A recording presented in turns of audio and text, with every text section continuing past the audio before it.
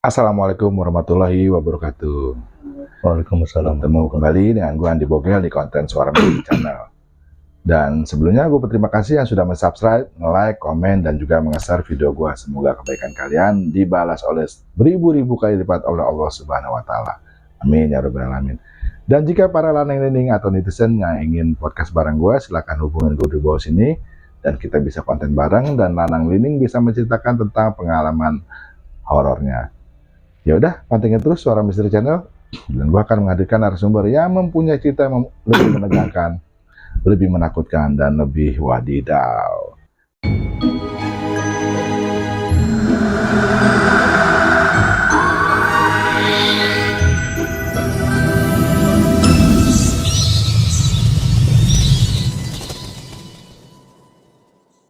Dan di konten kali ini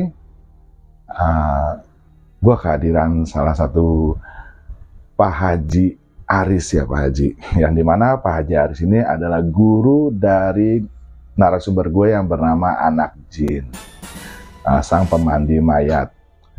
Yuk sama-sama kita dengerin, kita kepoin kira-kira Pak Haji Aris punya cerita apa untuk sekarang ini. Gimana Pak Haji? Assalamualaikum Pak Haji. Kabarnya sehat Pak Haji? Alhamdulillah sehat. Sehat Pak Haji ya. Nah, kita langsung aja Pak Haji ya. Kira-kira Pak Haji dulu waktu cara memandikan mayat itu belajar sama siapa Pak Haji, kalau boleh tahu Pak Haji? Kalau yang ngajarin saya langsung itu nenek saya. Nenek saya. Oh, nenek Pak Haji. Terus tinggal di karet belakang. Beliau setiap habis pulang memandikan jenazah cerita. Ya waktu itu kan saya nggak mudeng, pokoknya dengerin aja gitu. Umur berapa saat itu Pak Haji? Umur 16-an. Oh, 16-an SMP Pak Haji ya? Ya. Itu saya mulai dengerin cerita, ya rekam semua. Jadi suatu saat di RT itu ada bayi meninggal. Saya pikir, wah daripada repot nyari orang, biar saya aja mandikan. Dari situ mulai. Awalnya bayi ya? Ya. Pertama kali Pak Haji mandi itu bayi gitu. Bayi umur 9 hari. 9 hari? Meninggal sakit apa prematur Pak Haji? Ya sakit waktu itu. Sakit ya? Masih kecil juga ya kalau masih 9 hari itu. Masih suci tuh Pak Haji ya, biasanya Pak Haji ya. Mungkin Pak Haji punya pengalaman yang lebih ekstrim lagi. Maksud saya pengalaman memandikan mayat saat lagi mungkin bunuh diri, atau mungkin juga kelelep, atau mungkin kan ada juga tuh Pak Haji. Iya. Kalau pengalaman yang pernah saya ceritakan di majelis ustadz-ustadz itu, mereka bilang nggak ada kitabnya itu. Di antaranya, pernah satu saat jenazah itu keluar kotorannya. 1 jam nggak berhenti Bang. Wah, saya bingung waktu itu. Gimana cara ngatasin? Ternyata ada anaknya masuk. Menanyakan, gimana Pak, kok belum selesai juga? Ya kamu lihat sendiri nih. Udah doakan aja Bapak nih. Bisikin di telinga doa itu. Bisa kan? Bisa. Rabbi firli wali walidayya. Dibacakan doa beberapa saat, langsung berhenti Bang. Itu keluar dari anusnya apa? Dari dubur. Oh, dari duburnya. Itu cairan apa kotoran? Cair. Oh, cairan. Kuning, warna kuning begitu. Oh, kuning. Oh. Itu kalau seperti itu Pak Haji, apa mungkin maaf ya ajab atau apa dosa-dosanya dia waktu itu? Nggak tahu saya. Nggak tahu ya Pak Haji, nggak sampai ke sana Pak Haji ya. Cuman saya berpikir waktu itu, insya Allah doa anak untuk orang tuanya langsung nih. Nggak ada hijab lagi, langsung dikabulkan itu, langsung berhenti. Oh. Kotoran itu nggak keluar lagi. Pernah nggak Pak Haji waktu saat memandikan mayat ada kesusahan gitu cara memandikan mungkin mayatnya?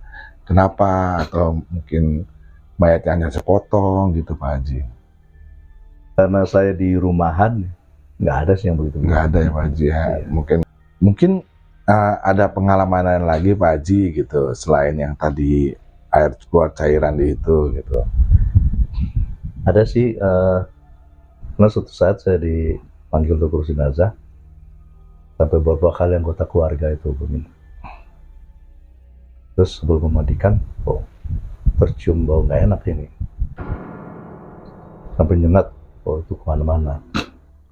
Akhirnya saya kumpulin aja anak-anaknya. Mana anak-anaknya? Udah kalian kumpul, lingkarin jenazah ini, doain orang tua. Pas langsung setelah doa, langsung hilang bau itu. Itu Nggak ada baunya lagi.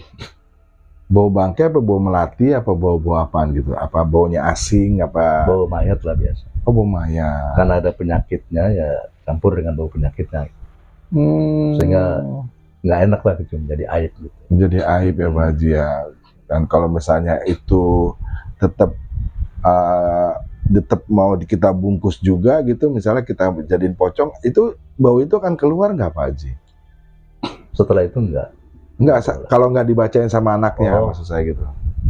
Ya tetap bau. Tetap bau ya Pak Haji ya. Nah itu salah satu keanehan ya, itulah salah satu menurut saya tuh doa. Ternyata ada doa anak buat orang tua juga ya Pak Haji ya.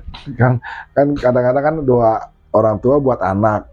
Tapi ini setelah orang tuanya meninggal, doa anak itu juga mujarab gitu loh buat orang tuanya gitu.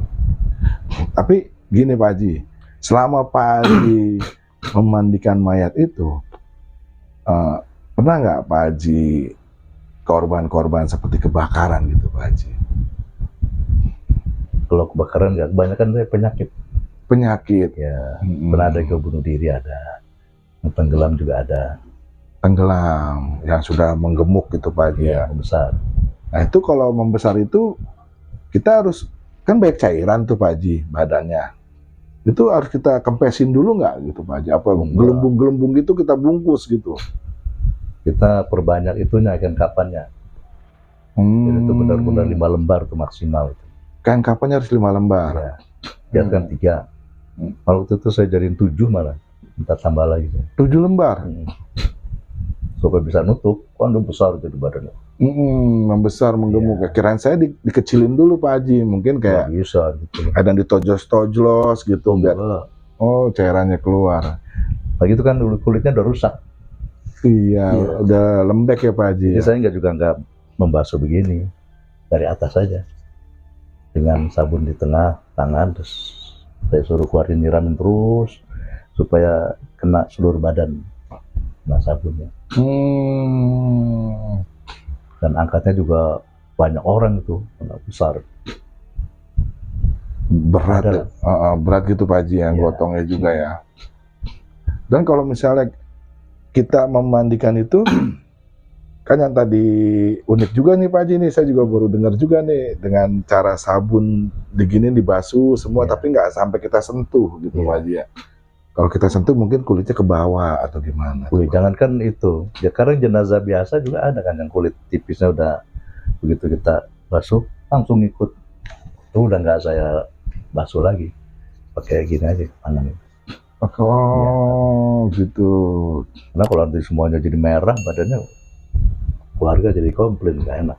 Merah kenapa tuh Pak Haji? Ya karena kulit tipisnya terkelupas semua kalau kita paksakan dengan basuh. Oh bisa begitu Pak Haji? Karena kan ini versinya beda nih, kalau Pak Haji ini kan bukan korban ya Pak Haji ya meninggalnya, maksudnya karena rumahan lah gitu, bukan seperti yang dimandikan seperti muridnya tuh anak jin tuh, seperti tabrak kereta juga dia dimandiin gitu loh. Orang yang dipenggal, palanya juga dimandiin. Kalau Pak Haji ini khusus rumahan gitu. Nah, kira-kira Pak Haji punya pengalaman mistis nggak Pak Haji? Dari pengalaman Pak Haji saat memandikan jenazah? Ada, pernah. Jadi, suatu saat saya memandikan jenazah, 4 hari kemudian, itu datang gorinnya. Oh, gorinnya datang Pak Haji? Menjelang subuh, saya kan tidur di bawah. Di atas karpet lah. Ciubin. Tiba-tiba dia datang cium saya tuh. Cium tangan apa cium ini? Kening saya dicium. Saya kan berasa karena beliau tuh kumisan tebal. Berasa, bapak ini datang. Waktu itu saya sadar bahwa dia udah meninggal. Terus ngomong dia, ucapkan terima kasih. Oh, Iya. bilang dia mengucapkan Iya. terima kasih. Terima kasih Pak Haji udah ngurusin saya, tolong doakan saya. Udah langsung saya bangun, mandi langsung ke masjid, mau subuh. Oh, gitu Pak Haji. Iya. Ngeri juga kalau dicium sama jin itu Pak Haji. Benar-benar berasa saya. Kumisnya itu yang bikin berasa, dicium. Dan sering Pak Haji kalau misalnya didatangin korin-korin seperti itu Pak Haji. Jarang sih. Jarang ya. Apa pernah nggak ada orang yang mesen Pak Haji, nanti kalau saya meninggal Pak Haji yang mandiin ya? Banyak nggak Pak Haji Kalau pengalaman? itu sih banyak, di lisan banyak. Banyak. Ada juga yang datang ke rumah 2 hari sebelum meninggal tuh datang. Sampai rumah saya diem aja dia.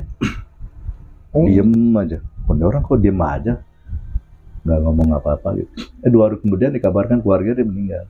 Oh. Dan malamnya pesan supaya menghubungi saya sebelum meninggal itu. Keluarganya supaya menghubungi saya. Oh, dia bilang Iya. gitu. Di keluarganya dia ngomong. Kasih tahu ya. Tapi ketemu saya nggak ngomong apa-apa. Dia diem aja. Nah, gini Pak Haji nih.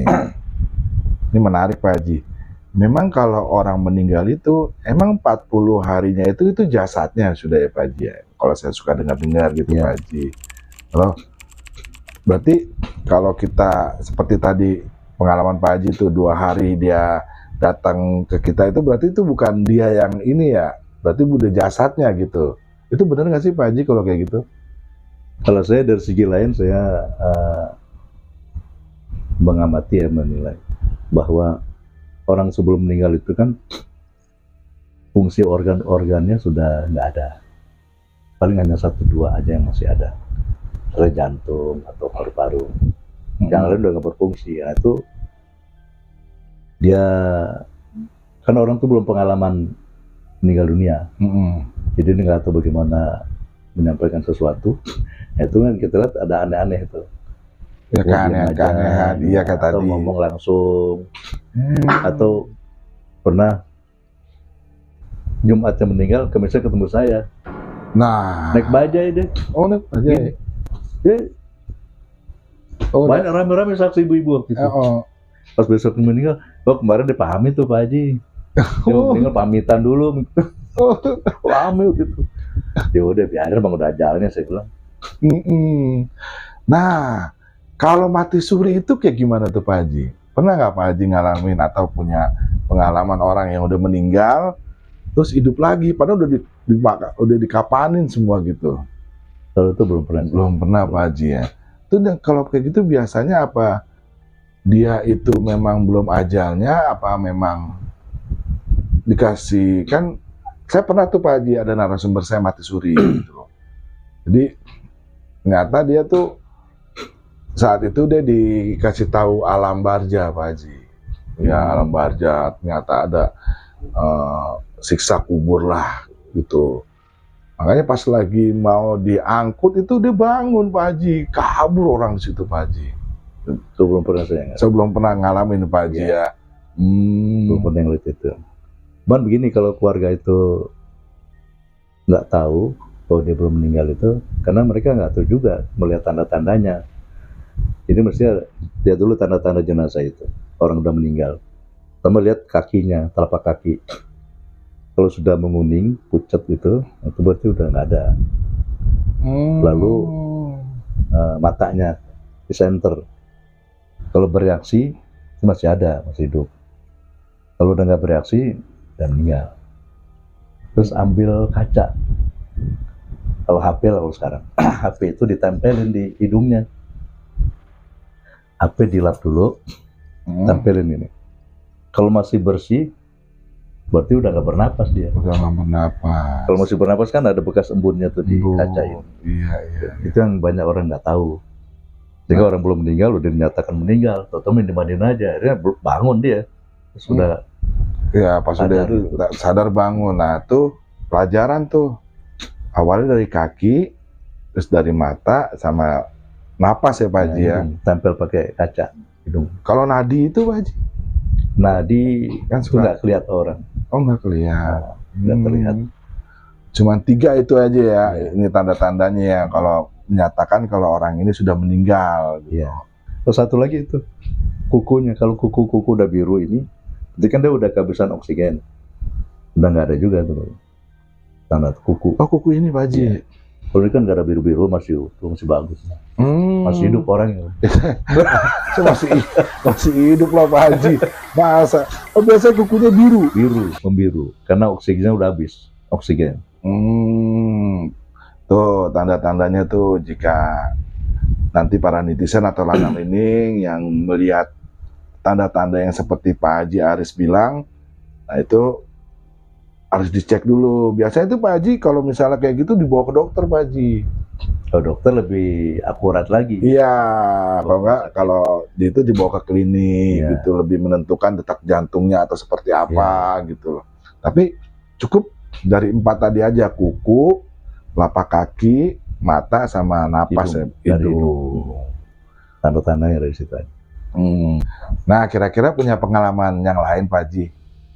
Nah, begini, suatu saat saya masih di sekolah waktu itu, ngajar anak-anak SD. Oh, Pak Haji guru nih? Iya. Oh, guru SD ternyata Pak Haji Aris ini. Terus datang tamu, kamu ketemu sama orang yayasan dah. Tiba-tiba tamu itu tangannya ke belakang. Saya ingat dia pakai batu 3 cincin. Batu cincin. Iya, gede-gede lagi. Emang orang gede juga. Gini melambai ke bawah. Saya lihat kok tangannya begini. Ya, saya kan waktu itu nggak mikir macam-macam.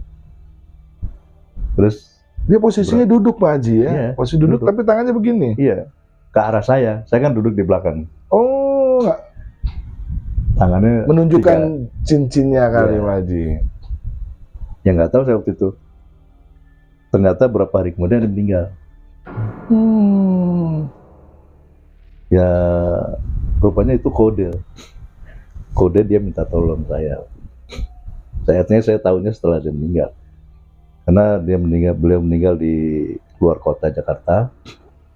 Terus saya diberitahu, terus rame-rame dengan teman-teman ke sana. Sampai di sana jenazah udah dimandikan, dikapankan tapi belum sempurna. Ini katanya udah lama nih, belum ada yang bisa nutup. Ya udah saya tutup aja. Itu Kapannya itu. dikarenakan kenapa Pak Haji? Cara nyusun kapannya kurang rapi? Udah tinggal ini aja, tinggal ditutup wajahnya aja. Oh. Cuman keluarga pada nggak tahu caranya. Oh. Nah, terus udah saya laponkan kan sempurna, tutup wajahnya.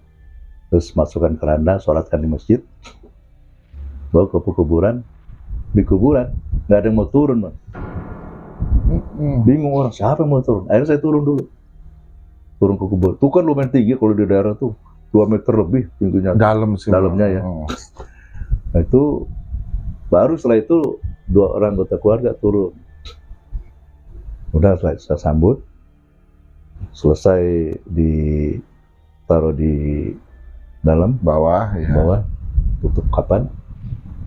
Pas pengurukan, nggak ada pula orang yang mau ngambil pacul. Waduh, kalau di Jakarta kan ada tukang Iya, tukang paculnya ya. Tugasnya lah. Tugasnya ya. Karena nggak ada orang. Kok nggak ada yang ngambil pacul? Udah saya ambil.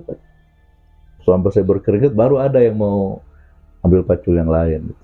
Itu karena kenapa Pak Haji? Apa benci sama orang itu? Nggak tahu deh, saya nggak tahu. Mungkin ya, Ya. ada faktor X juga ya. Cuman yang saya pahami, rupanya tangan yang ke belakang tadi itu kode minta tolong saya.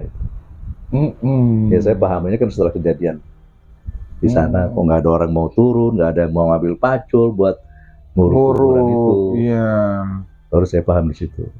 Berarti tolongin saya nih karena Iya. orang di rumah ini nggak ada yang mau nolong saya, mungkin dia pikir Ya, kayak bahasanya gitu. begitulah, bahasa yang nggak terucap. Iya, nggak Cuma terucap. kelihatan kode dengan batu 3 di tangan itu. Isyaratnya seperti itu. Atau mungkin ada lain lagi Pak Haji pengalamannya? Yang lain lagi, pernah ada orang tua ya, kalau depan rumah sakit-sakitan ya, cuman nggak ada yang pegangin, nggak ada yang nganterin, entah mau apa gitu. Terus dia ngeliatin saya, dia mau adzin sholat. Pak mau kemana? Jalan kan udah begini-gini, udah nggak sempurna. Nggak jawab apa-apa. Itu 2 hari kemudian udah meninggal. Meninggal. Oh. Jadi rupanya itu dia ngeliat saya bahasa isyarat. Isyarat tolong nanti kalau saya nggak ada, bahasanya begitu. Tolong urusin saya. Karena nggak ada keluarganya kali Pak Haji ya? Ada keluarga. Tapi kan orang sekitar keluarga pada nggak ngerti. Nggak ngerti cara memandikan. Urus jenazah gitu. Itu ya pengalaman yang lain. Kalau ngurusin jenazah itu sebetulnya ada pelajarannya nggak sih Pak Haji? Gitu. Maksudnya kalau pelajaran sih sedikit. Pelajarannya sedikit? Iya, mulai bismillah. Yang penting itu dari hati kita. Ada keinginan untuk membantu aja, membantu sesama. Kan baru di kifayah. Kalau nggak ada ngurusin sama sekali, semuanya dosa. Nah, kita harus mau ngurusin. Jangan sampai sekampung itu berdosa karena nggak diurus jenazah itu. Oh begitu Pak Haji? Iya. Jadi berangkat dari situ. Nah nih Pak Haji nih, saya punya pengalaman Pak Haji. Saya pernah waktu itu nyelawat Pak Haji. Saya nyelawat ke rumah teman saya. Yang anehnya itu Pak Haji ya, kok tetangga-tetangga sekitarnya itu malah ketawa-ketawa nonton stand up komedi saat itu.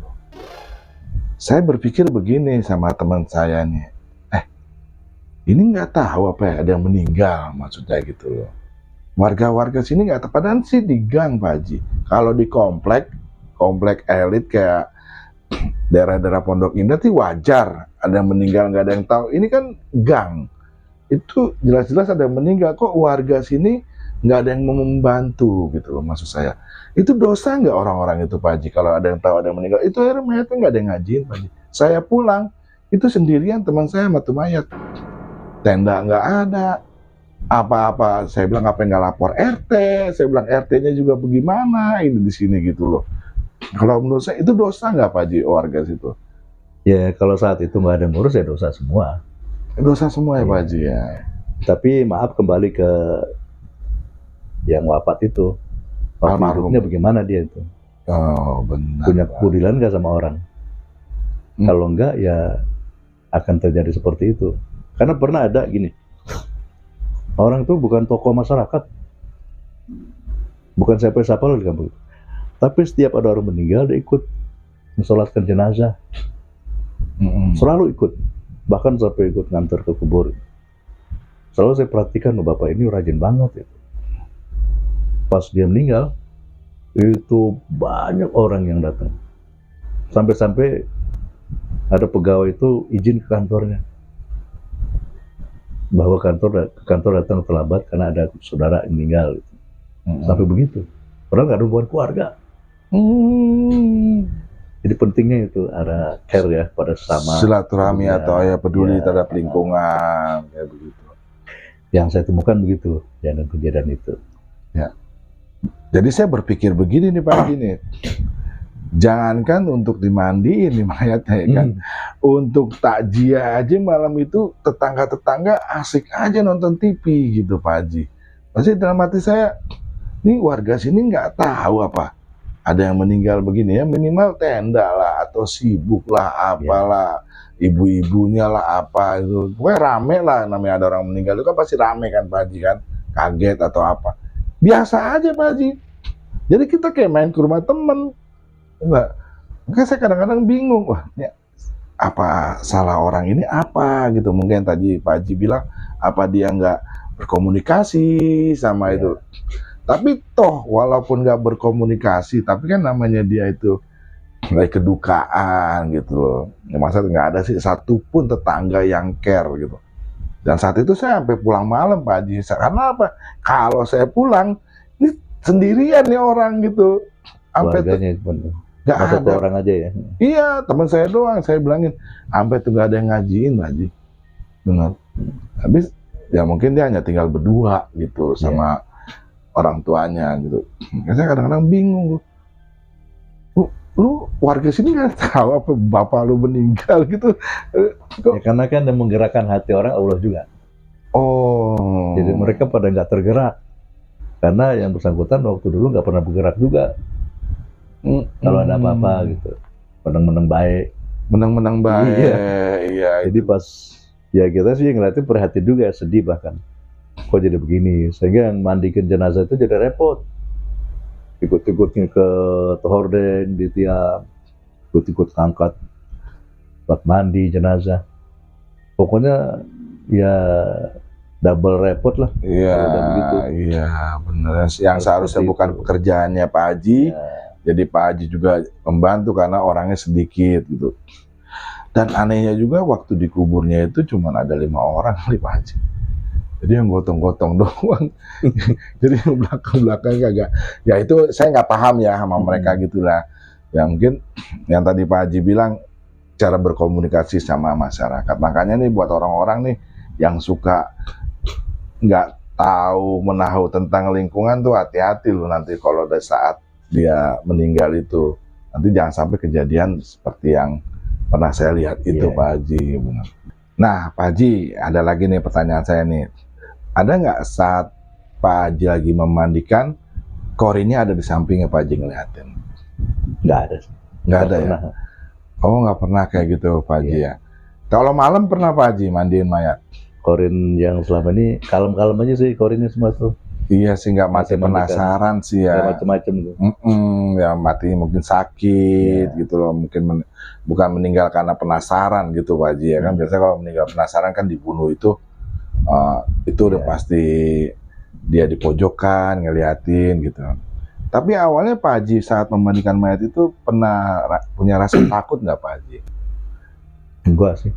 Enggak, cuek aja gitu Pak Haji. Biasa aja. Biasa aja. Kayak mandiin anak kecil itu. Mandiin begitu doang ya awalnya ya. Iya. Oh, pernah nggak saat dimandiin melek Pak Haji? Enggak. Enggak. Oh, bejem kayak gitu Pak Haji ya. Kalem-kalem semua jenazahnya. Oh, kalem-kalem. Kok kan biasanya ini kalau udah di dalam kubur kan kita bukanya Pak Haji ya. Iya. Itu kan kita ajanin. Kenapa harus madep ke tanah tuh Pak Haji? Madep ke belakang gitu. Ada kiblat, ada kiblat. Kiblat. Ya, itu lah. Memang harus begitu sunahnya gitu. Sunahnya Pak Haji. Peraturan ketentuan.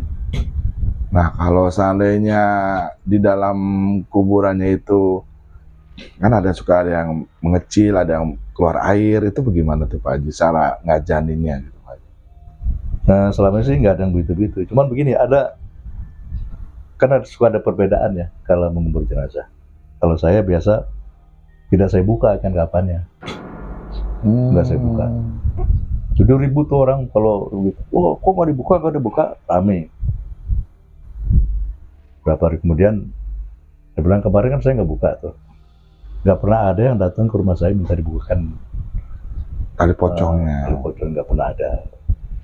Oh. Karena memang ketentuannya begitu. Kok Pak Haji nggak buka tali pocongnya Pak Haji? Enggak. Saya kalau ngubur jenazah nggak dibuka. Oh. Dan nggak pernah ada yang datang. Kan tahu rumah saya di sini. Mungkin nggak datang ke rumah Pak Haji, ke rumah yang lain Pak Haji nggak Enggak ada. ada, nggak pernah ada. Oh nggak pernah ada ya? Itu hanya apa? Mitos. Mistis saja orang berpikiran begitu. Oh. Karena kalau dibuka, nih Bang, itu misal terbuka, nanti karena ada yang keluar darah, ada yang keluar ingus, ada ya banyak lah sesuatunya. Itu menjadi aib, jadi cerita orang. Yang di atas kan, oh berdarah, wah ada ingusnya, wah begini begitu. Wah. Nah, Itu justru jadi aib. yang berkembang luas, disebarkan orang ceritanya itu. Makanya saya selalu nutup, nggak dibuka. Oh begitu Pak Haji. Iya. Wah, ini jangan-jangan nih pocong-pocong yang suka berkeliaran ini gara-gara Pak Haji Aris nih agak-agak dibuka, kan harus dibuka Pak Haji. Buka, mukanya diginiin, balikin gitu. Iya. Kalau saya melihatnya seperti di Baqi Madinah tuh kan. Kan banyak yang nggak dikerjakan di sana, dikerjakan di sini. Jadi orang sini tuh kreatif banget tuh kalau ngurus jenazah. Pertama, nggak ada orang perempuan dibolehkan ikut ngantar jenazah. Siapapun dia, termasuk istrinya. Jadi kalau istrinya habis memandikan, dibilang, Bu, itu jenazah Bapak nanti yang dibawa tuh nomor sekian. Misalnya nomor 41. Tuh. Terus sepanjang jalan nggak ada yang bawa kembang, selembar mawar pun nggak ada yang bawa, nggak ada yang ribut bocok. Oh no, alhamdulillah, nggak ada itu. Oh, salawat ya Pak Haji Ya, waktu nggak ada. digotongnya. Diem semua. justru mereka berebut untuk memotong jenazah. Saya waktu itu sampai keteteran juga tuh kan, orang Arab kan kakinya panjang-panjang, jalannya cepet. Akhirnya saya ambil posisi di tengah, saya ingin tahu benar bagaimana cara mereka menguburkan jenazah. Nah, jadi mereka menguburkan itu dari bagian kaki dulu, kepala dulu dimasukkan. Kalau kita kan dari samping, mereka dari bagian kepala dulu dimasukkan, di dalam udah ada 2-3 orang, rambut, lalu didempetkan, udah ada lubang itu, jadi dempetkan, disiapkan dengan tanah yang keras itu baru diganjel-ganjel gitu ya. Ganjel-ganjelnya bukan hanya 1, 2, 3, sampai tutup semua jenazah itu, baru diuruk. Dan nggak diazankan, nggak diiqamahkan, langsung uruk. Iya, langsung uruk aja. Wah, kalau di sini mah bisa dimarahin sama Saibul ini Pak Haji. Oh, itu dibacain dulu, dingajarin dulu. Kalau sudah disetting dari keluarga, tahapan begitu nggak masalah. Oh, nggak masalah Pak Haji. Jadi pernah saya menyampaikan sambutan di masjid sebelum sholat jenazah. Jadi saya sampaikan pada hadirin bahwa prosesi penguburan jenazah sudah disiapkan oleh keluarga, tahapan-tahapannya, supaya tidak ada keributan yang tidak perlu. Kami mohon supaya tidak ada yang masuk ngatur itu, karena sudah diatur semua dari awal. Itu aman, nggak apa-apa. Aman Pak Haji. Iya, karena kita udah setting banget. Bahkan pernah ada almarhum yang mau meninggal itu pesan sama keluarganya supaya kalau dia meninggal hubungi saya. Terus saya ngurus dari mandikan sampai menguburkan. Ya, karena beliau orang ngaji, orang paham agama, dan cara-caranya sudah diketahui oleh orang, yang nggak ada yang campur. Iya, semuanya saya arahkan semua. Iya, ngikut aja gitu Pak Haji ya. Bahkan saya belum datang, ditungguin juga, belum dikeluarkan tuh jenazah. Iya. Harus nunggu Pak Haji gitu. Iya. Nah, tadi nih Pak Haji nih menarik nih. Kalau tadi Pak Haji yang ngebuka itu keluar darah atau keluar ingus itu, memangnya waktu dimandikan itu nggak bersih, apa memang setelah dimandikan sering keluar seperti itu, sisa-sisa kotorannya Pak Haji? Jadi jenazah itu kan perubahannya pertama pembekuan. Kalau sudah beku dia jadi kaku. Makanya kalau orang baru meninggal itu digerak-gerakkan tangannya supaya waktu dimandikan dia bisa dibolak-balikan lah gitu. Dilentur-lenturin gitu. Ya. Masuk kakinya juga diangkat-angkat dikit. Karena kalau dibiarkan terus beku udah kaku, nggak berubah lagi. Terus pembengkakan. Jadi begitu jenazah meninggal ditaruh aja sedikit beban berat 1 kilogram dia perutnya supaya nggak cepat membengkak. Gelembung. Ya, menggelembung gitu. Kemudian pembusukan yang menimbulkan bau. Orang dulu kan kalau jenazah yang sakit paru-paru itu ditempelin ini telur pakai sambal. Telur sama sambal. Ya, telur mentah. Telur udah diceplok. Oh, telur ceplok. Pakai sambal. Bukan supaya dimakan oleh jenazah, bukan, supaya baunya nggak nyebar. Ditutupin pakai telur itu. Telur yang udah disambelin. Kenapa harus sambal, nggak disemur gitu Pak Haji? Kan suka ada telur-telur gitu. Kenapa ya, harus sambal? Ya. Sambal itu cepat menyerap bau, bakteri, bau. Oh, bau. Sama dengan pakai itu juga kayu gaharu. Kayu gaharu dimasukkan pedupa, itu dibakar, asapnya itu bisa mengharumkan ruangan, bisa menghilangkan bau jenazah juga. Cuman orang kan pikiran mistis juga, dianggap kayu gaharu itu buat ngusir setan. Bukan ngusir setan, ngusir bau. Tuh, ingat tuh, kayu gaharu itu buat ngusir bau, bukan ngusir setan. Mistis tuh Pak Haji, biasanya kayak gitu-gitu. Karena saya pernah lihat di Masjid Nabawi juga, waktu itu mau sholat subuh, itu ada petugas ya Bang. Petugas bawa pedupa itu keliling. Jadi untuk mengharumkan ruangan di masjid itu. Karena setelah petugasnya itu lewat, wah enak banget wanginya nih ruangan ini. Itu bukan ngusir setan. Masa Masjid Nabawi ada setan kan, nggak ada. Oh, wangi-wangi terapi ya Pak Haji ya. Itu luar biasa itu. Kayu gaharu itu. Kalau di sini pakai apa? Stanggi ya, Stanggi. aurin gitu di pembuka itu. Betul. Usir untuk menghilangkan bau. Terus pembengkakan, terus apa lagi Pak Haji? Pendarahan, Oh, pendarahan ada lagi. pendarahan bleeding. Jadi itu kalau jenazah yang karena kecelakaan lalu lintas misalnya, itu sebaiknya sih memang dijahit dulu di rumah sakit tuh,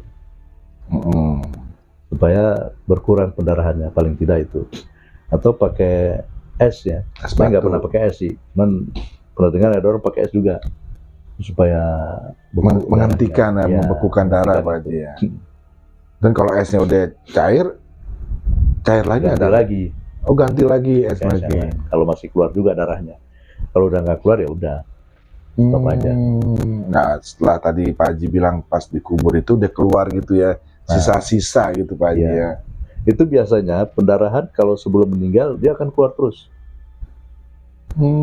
Kalau sebelum meninggal terjadi pendarahan. Karena kalau sudah meninggal nggak mungkin terjadi pendarahan, kan udah habis itu. Nggak ada kompak dari jantung Pak Haji. Iya. Itu yang pernah saya temukan kejadian begitu. Nah, ngomong-ngomong nih kalau di luar negeri itu memang caranya beda sih Pak Haji sama di Indonesia nih ya. Mereka kalau saya perhatikan di YouTube itu juga mereka naruhnya cemplung begitu aja Pak Haji ya. Emang beda ajarannya apa memang tradisi sana tuh Pak Haji? Ya biasanya kalau di luar itu praktisnya. Kalau kita kan karena menjunjung tinggi apa ya, budaya. Oh, orang walaupun sudah meninggal kita harus hormati juga, diurus dengan hati-hati, pelan-pelan dalam memandikan. Malah kita kadang-kadang udah cepet-cepet dikomplain, Pak jangan begitu dong. Oh gitu. Begini sih. Oh Pak Haji mandi cepet-cepet buru-buru ya. Nggak bersih tuh mandinya tuh gitu. Karena banyak ini kan, banyak pesanan lagi. Waktu itu sebelum punya kader saya dari habis subuh sampai malam pernah. Berapa mayat itu Pak Haji? Berapa jenazah? Ya, jam 5 sampai jam 7, 7 sampai 9, 11. Zuhur istirahat, 1, 3, 3, 5, terus sampai malam pernah. Kejar tayang tuh. Oh, makanya cepet. Oh, waktu belum punya kader. Belum ada yang mau belajar ke saya. Nah, setelah itu alhamdulillah tuh. Ada tuh Pak Haji ya. Nah, dengar-dengar nih Pak Haji ini gurunya anak jin. Tuh anak jin salah satu kader Pak Haji juga tuh ya. Iya. Tuh pernah punya kisah sama dia Pak Haji? Ya dia karena sering ke rumah, jadi apa yang saya lakukan dia ngikutin aja gitu. Lihat gitu. Awalnya seperti Pak Haji kali ya, ngelihat ya gitu. Waktu itu saya juga nggak yakin ya anak kok mau ikut-ikutan begini. Namanya Chandra. Chandra kan bisa anak band. Dan ingat Chandra Darusman kan drama. Iya. Namanya Chandra. Chandra biasanya anak-anak pang tuh Pak Haji. Rambutnya jabrik-jabrik tuh Chandra. Kalau orang di rumah kan namanya Oman, Oim, Oleh, Amat gitu. Chandra ya Allah. Tapi dia gigih juga waktu itu. Setiap saya tinggal nyari untuk mau ngajak nggak bilang sampai dia bilang begitu. Ajak dong kalau mandiin mayat gitu. Akhirnya ya saya biarkan kalau dia ikut. Kadang-kadang dia takut tuh. Oh dia penakut Pak Haji? Awalnya takut. Ini dari minus ke normal terus plus. Kalau udah plus dia tuh. Bukan main dah. Bukan takut jenazah takut malah sama dia. Kadang-kadang jenazah kalau udah datang udah berat duluan kok. Biar lagi lah mandiin gua. Wah kacau deh. Saya punya pengalaman Pak Haji sama si Bang Chandra ini anak jin ini Pak Haji. Waktu jadi pernah ya di daerah pinggir rel ya. Kan itu kalau kereta lewat goyang tuh. Apalagi kan itu rumah-rumah di situ. Rumah permanen ya. Alasnya papan, topang sama kayu sama balok kayak begitu. Jadi kalau kereta lewat goyang itu. Termasuk jenazahnya ikut bergerak juga. Gue ketakutan, saya liatin aja. Bilang kan jadi rame ntar. Terus suatu saat tangan jenazah itu ke bawah. Gue takut juga. Saya liatin lagi. Itu mungkin timbul tuh, berani daripada pototin belum, biarin aja dah. Kemudian itu juga kan yang terpenting itu bagaimana masyarakat menerima seseorang. Itu kalau bahasa kitanya ada yang rekomendasikan. Saya waktu itu rekomendasikan, bilang kan lu ukur dulu jenazah nih di atas. Kalau ada orang ngomong macam-macam bilangin dia. Dia ketakutan juga tuh, nggak percaya diri juga. Diukur apanya maksudnya Pak Haji? Diukur panjang jenazah dulu. Oh, kan saya mau nyobek kain kapan itu. Oh. Diukur dulu jenazah panjangnya berapa. Iya. Jadi dari panjang jenazah itu ditambahkan 4 jengkal kita. Kalau jenazah dewasa. Oh, caranya seperti itu tuh. 1, 2, 3, 4. Nah, itu baru potong, terus diukur dengan ukuran sama, potong lembaran berikutnya. Harus sama tuh ukurannya. Iya, sama, 3 lembar. 3 lembar. Itu mulai tuh orang, wah Chandra suka bantuin Pak Haji. Akhirnya karena seminggu terus, saya bilang sama teman saya bilang, ini anak udah bisa sendiri nih, cuman masih ngikutin gue melulu. Iya. Ya, rupanya Allah kondisikan juga. Suatu saat saya nggak ada. Dia ada, dipanggil lah sama orang untuk urus jenazah pertama kali itu. Dia cerita, dilihatin semua orang ngeliatin dia, bisa apa enggak nih anak nih? Orang begitu kan ya, masih bocah mengurus jenazah. Masih kecil saat itu Pak Haji? Ya masih belasan, 16 atau 17 tahun gitu. Bisa nggak nih anak nih? Iya. Asal-asalan lagi deh. Tapi kan ada teman saya tuh yang mendampingin ya. Ya, mendampingi. Jadi kalau orang macam-macam dia bisa bantu untuk ya ngomong lah gimana itu. Karena udah rekomendasi dari saya. Ya alhamdulillah sih lulus tuh pertama kali. Setelah lulus yang pertama udah terus. Tiba-tiba saya dengar masuk rumah sakit RSCM sumber waras. Wah hebat banget bocah nih. Iya. Udah bukan mayat yang biasa lagi, mayat hancur-hancuran sama udah macam-macam dah. Iya. Yang saya nggak bisa. Saya suka nanya-nanya sama dia, gimana cara formalin? Dia ngasih tahu. Dia ngasih tahu gitu Pak Haji ya. Cara jenazah yang macam-macam lah. Kalau Pak Haji kan yang wajar-wajar aja nih. Biasa. Iya. Pokoknya datang udah ada steril, nggak ada yang terluka, gosok, bungkus gitu. Kalau dia kan mesti ada yang tebelah, kebacok-bacok gitu loh. Yang mesti ada perawatan ekstra lagi Pak Haji, baru dimandiin. Nanti deh mau konten lagi deh sama anak jin. Memang sekarang dia ini lagi suka ngasih pelajaran juga sih Pak Haji. Kalau anak jin ini dia ngasih tahu begini seperti kayak tadi Pak Haji. Kan ini kan orang awam loh, nggak tahu cara memandikan jenazah. Tadi tuh kayak ada 4 tadi tuh Pak Haji ya. Perubahan-perubahan 4 tadi, dan juga kalau misalnya ada yang meninggal itu yang dilihat dari ya seperti tadi, dari mata, dari napas, dari kuku gitu. Itu salah satu pelajaran nih buat orang-orang awam seperti saya juga gitu. Nah, ya udah Pak Haji, kira-kira kesan dan pesannya nih Pak Haji, maksudnya dalam arti kata kesan-kesan Pak Haji sebagai seorang pemandi jenazah. Udah berapa tahun Pak Haji? 33 tahun. Nah, kesan-kesannya seperti apa Pak Haji? Kesan-kesan apa nih? Gue juga bingung juga. Nah, sekarang ini suka dukanya seperti apa Pak Haji sebagai seorang pemandi jenazah, Mas? Kalau suka duka itu kadang kita nunggu jenazah lama 12 jam. Pernah suatu saat ada jenazah meninggal di luar kota. Keluarganya udah hubungin saya dari habis subuh.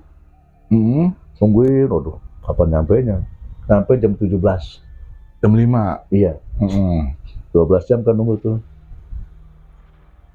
Kadang pernah juga datang, udah ada orang. Jadi keluarga itu 2 orang yang manggil orang. Manggil orang juga. Udah ada orang, ya udah saya mundur. Gak enak kan kalau terjadi begitu. Iya, itu suka dukanya Pak Haji ya. Cuman, nah sekarang pesan-pesan deh Pak Haji buat orang-orang yang masih pada hidup nih. Kira-kira apa gitu? Jangan sampai nanti pas udah meninggal baru ingat kata Pak Haji Aris gitu. Kira-kira pesan-pesannya apa Pak Haji nih? Kalau pesan-pesan ya kita semua kan akan mati juga ya, yang mati, yang bernyawa tuh. kullu nafsin dha'iqatul maut. Jadi kalau ada peristiwa kematian, cobalah kita ikut berpartisipasi. Minimal kita ikut mensolatkan, mengantarkan ke kubur, kalau nggak bisa memandikan, mengkafankan, gitu. Supaya tidak terjadi lagi seperti cerita tadi, ada meninggal cuma ditunggu anggota keluarga 1 orang doang. Itu jangan sampai terjadi begitu lagi lah. Kemudian kalau kita memandikan jenazah, mengurus jenazah, itu motif dasarnya pertama karena melaksanakan sunnah Rasul, urus jenazah itu. Kedua, keinginan untuk menolong sesama. Itu aja yang mempermudah kita. Karena banyak orang beralasan untuk tidak membantu mengurus jenazah. Banyak. Karena faktor gak tahan bau lah, faktor gak kuat, macam-macam. Tapi kalau udah dari niat yang kuat, kemauan untuk menolong sesama, semua bisa diatasi. Bisa.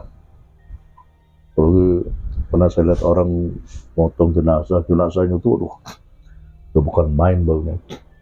Tapi karena ketulusan itu bisa mengangkat mereka itu. Kadang yang keluar darah terus-menerus itu pernah terjadi. Tabahnya luar biasa itu teman. Sampai habis darah dan anak keluar dari badannya baru berhenti. Itu motivasi yang kuat itu, sehingga bisa membawa jenazah.